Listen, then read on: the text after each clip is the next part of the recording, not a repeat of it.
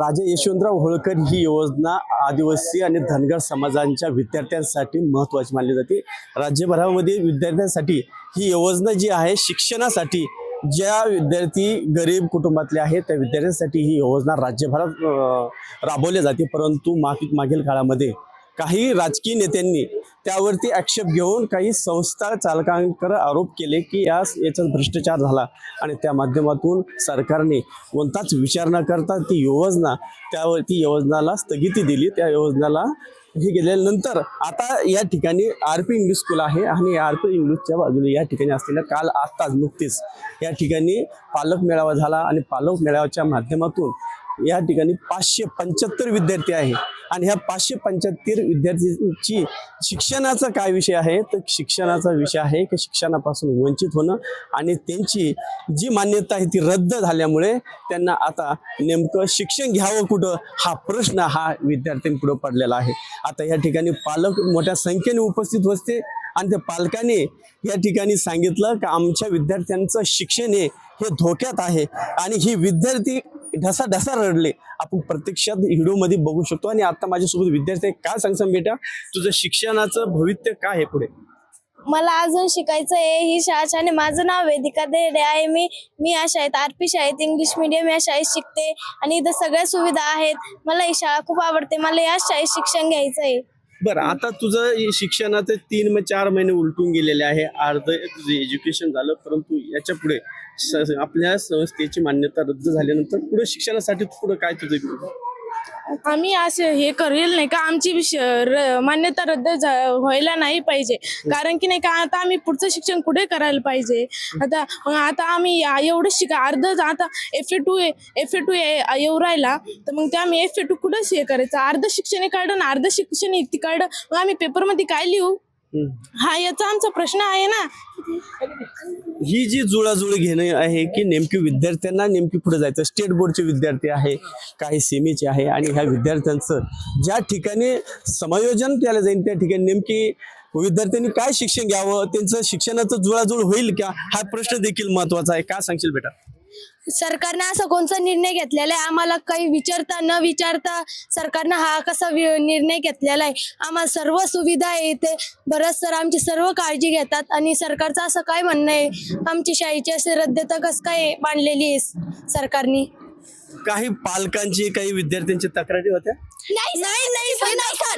तक्रार नाही तर विचारू सर तसं सर तक्रार काही नाही। आमची मान्यता रद्द नाही व्हावी हीच आमची मान्यता। शिक्षण या ठिकाणी योग्य मिळत होतं? यस सर, शिक्षण सगळं महत्वाचं आहे आणि ते सगळं भेटतं आम्हाला। सर आम्हाला शिक्षणाची भूक आहे, आता ती भागू दे आमची भूक। शिक्षणाची भूक आहे आणि आम्हाला शिक्षण शिकायचं आहे या ठिकाणी विद्यार्थी या ठिकाणी आपलं आकुलतेने सांगत आहे। काही पालक देखील आपल्या सोबत आहे, काय सांगताल विद्यार्थ्यांचा रोष बघून? या ठिकाणी जे आदिवासीला ते धनगराला ही पद्धत अलीकडच्या काळामध्ये सरकारनं सुरू केली, त्या माध्यमातून आमच्या बदनापूर तालुक्यातले 675 विद्यार्थी धनगर समाजाचे जे बकऱ्या चारतात शेती करतात त्यांचे मुलं या ठिकाणी शिक्षण घ्यायला येतात। ज्या शिक्षणासाठी आम्हाला लाखो रुपये खर्च करून जी सुविधा मिळत नव्हती ती या ठिकाणी उपलब्ध झाली। परंतु अलीकडच्या काळामध्ये काही मंडळींनी फोकसमध्ये येण्यासाठी सोशल मीडियाच्या माध्यमातून मार्केटमध्ये येण्यासाठी सर्व शाळेवर छापे मारले। त्या बाकीच्या शाळांमध्ये काय कमी जास्त आहे आम्हाला माहिती नाही, परंतु आमची मुलं या शाळेमध्ये येतात, या शाळेची काय क्वालिटी आहे, या शाळेचं शिक्षणाचा कसं रिझल्ट आहे हे आम्ही आमच्या मुलाच्या माध्यमातून बघतो। पालक लोक सुद्धा महिन्याभरात 2 वेळा इथं कमी जास्त भेटी देतात आणि कुठल्याही पालकाची तक्रार नाही, विद्यार्थ्यांचीही तक्रार नाही आणि परस्पर ज्यांचा काहीच संबंध येत नाही या शाळेशी ते लोक येऊन या शाळेची मान्यता रद्द करावं म्हणून या एक विरोधात जातात आणि ह्या शाळेची आज ती मान्यता गेल्या 3 महिन्यापासून रद्द झालेली आहे।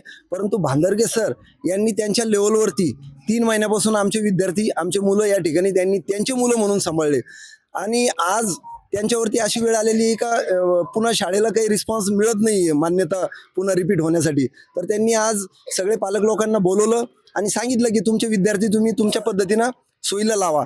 परंतु आज मुलांचा प्रवास बऱ्यापैकी पुढे गेलेला आहे आणि आता ह्या मुलांना दुसऱ्या शाळेमध्ये जाऊन त्या वातावरणात मॅच व्हायचं हे सोपं नाही आहे। त्यामुळे आम्ही सर्वांनी पुन्हा आज या भागाचे आमदार नारायण भाऊ खुचे त्यांना विनंती केली की आपण संबंधित मंत्र्याशी बोलून आमच्या विद्यार्थ्यांना न्याय देण्यासाठी, पालकांना न्याय देण्यासाठी आपण एक सरकारमध्ये असल्यामुळं त्या ठिकाणी ते पावलं उचलून आम्हाला सर्वांना न्याय द्यावा. त्यांनी सुद्धा सांगितलं की मी या मंत्री महोदयाशी भेट घेऊन आपल्या सर्वांच्या व्यथा आणि आपले काय दुःख आहे हे मी चांगल्या पद्धतीने जाणवतो. कारण त्यांनी जालना जिल्ह्यामध्ये सगळ्यात जास्त शाळेत विद्यार्थ्यांसाठी आमच्या तालुक्याला जागा आणून दिल्या, जालना जिल्ह्यामध्ये जागा आणून दिल्या. तर या सर्व पालक वर्गांचा त्यांच्यावरती विश्वास पण आहे आणि नक्कीच येणाऱ्या काळामध्ये आम्ही त्यांच्या माध्यमातून पुन्हा ही मान्यता जशीच तशी ठेवण्यासाठी प्रयत्नशील आहोत आणि सर्व पालक या ठिकाणी. परंतु असं कुठे या मुलांच्या चेहऱ्यावरती आज जे बघितले हावभाव, त्यांच्या डोळ्यातलं पाणी, पालकांच्या चेहऱ्यावरचे हावभाव, तर खरंच एक वाईट वाटत होतं की आम्हाला कोणाला विश्वासात न घेता कोणीतरी तिसरा माणूस यायचा बाहेरचा आणि त्यांनी या शाळेचा दर्जा ठरवायचा, हे चुकीचं हे आम्हाला पटलं नाही. त्यामुळे सर्वांनी त्याबद्दल, त्या झालेल्या प्रकाराबद्दल नाराजी व्यक्त केली. स्वतःच्या प्रसिद्धीसाठी अनेक विद्यार्थ्यांचं नुकसान करणारे समाज घटकात अनेक लोक असतात. काय सांगसाल त्या संदर्भात? धनगर समाजाचा मुलांचं शिक्षण म्हणजे ते धनगर समाज हा पहिलाच मेंढ्या मागा असतो, रानावनात फिरलेला असतो. परंतु जी कुठंतरी शासनाने आता धनगर समाजाची जी योजना चालू केली होती, जे आदिवासींना ते धनगर समाजांना, म्हणजे एका विद्यार्थ्यांची प्रायव्हेट इंग्लिश स्कूलमध्ये जर आपल्याला टाकायचं असलं तर 70,000 रुपये, 1,00,000 रुपये वार्षिक त्याचं फीस असते. परंतु शासनाने जी योजना केली आणि ती योजना 100% हे बा कोणत्या शाळेमध्ये बोगस चालतं, कुठं चालतं, 50%, 70% असं होऊ शकतं, पण 100% कुठंच हे होत नसतं सवलती. पण काही म्हणजे धनगर समाजाच्या विरोधात कंटकच म्हणता येईल डायरेक्टली, की त्यांनी धनगर समाजाचा नुकसान केलं डायरेक्टली. म्हणजे या शाळेमध्ये 575 विद्यार्थी, अशा जिल्ह्यात कितीतरी धनगर समाजाची मुलं आहे, कितीतरी पालक लोक आहे, म्हणजे हे फक्त धनगर समाजाच्या मुलांचं त्यांनी अत्यंत नुकसान केलेलं आहे डायरेक्टली. हे नुकसान भरून येईल. नुकसान भरून येण्याचं काय, याच्यामध्ये आता सर्व पालकांनी हा विषय हाताळला किंवा सर्व पालकांचा समन्वय करून संबंधित आमदार असू द्या किंवा कोणताही लोकप्रतिनिधी असू द्या, यांच्या माध्यमातून सरकारशी विनंती करून व सर्व पालकांनी मिळून जर एक उठावदार कार्य केला तर तेव्हाच ते होऊ शकतं. नाही तर अन्यथा हा धनगर समाजाच्या लेकरांचं नुकसान 100% होणार आणि त्यांनी केलं. शासनाकडे काय मागणं राहील? शासनाकडे आम्ही उद्या निवेदन देणार आणि आमची कोणाला देणार निवेदन? समाज कल्याणला.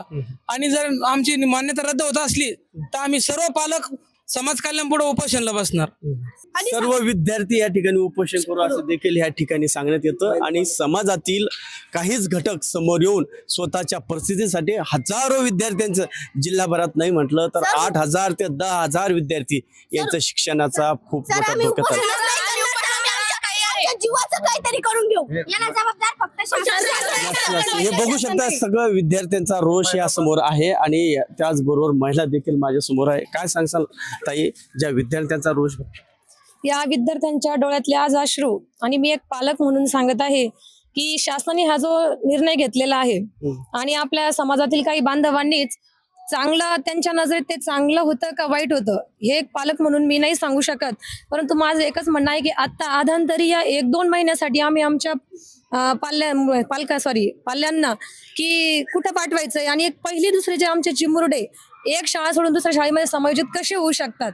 शासन असं पालकांना कुठेही न विचारता, शिक्षकांशी काही संवाद न साधता, प्रत्यक्ष आमची इथं बैठक न बोलवता, पालक सभा न घेता असा चुकीचा निर्णय घेऊ शकत नाही. त्यामुळे आमचं एकच म्हणणं आहे, आमच्या मुलांचं हे समायोजन रोखलं जावं आणि RP इंग्लिश मिडियमला जे आमचे मुलं इथं शिकत आहेत इंटरनॅशनलला, ते इथंच शिकावे. आमचे विद्यार्थी ह्याच शाळेत शिकावे, जेणेकरून शासनाने आम्हाला यापूर्वी कोणतीही आमच्या तक्रारी नसताना सुद्धा त्याच्यावर मान्यता रद्द केल्या आहे. आणि त्यामुळे अनेक आमच्या विद्यार्थ्यांचं नुकसान होतं. हे शासनाने तत्काळ मान्यता ह्या ठिकाणी त्यांना मान्यता द्यावी आणि आमच्या विद्यार्थ्यांना शिक्षणाच्या प्रवाहात यावं, हीच मागणी आता शासनाकडे सर्व पालक आणि विद्यार्थ्यांची आहे. मी किशोर सिरसासह टॉप न्यूज मराठी, बदनापूर, जालना. तुमची car, electric panel, data server आगीपासून सुरक्षित आहे का? नाही? मग आजच बसवा F protect temperature activated fire suppression device. यामध्ये आहे eco friendly non toxic pressurised liquid, जे आग लागल्यास क्षणार्धात ऍक्टिव्हेट होऊन आगीवरती मिळवते नियंत्रण. बसवण्यास अतिशय सोपे आणि सुटसुटीत टेकालिपचे एक दर्जेदार उत्पादन एफ प्रोटेक्ट.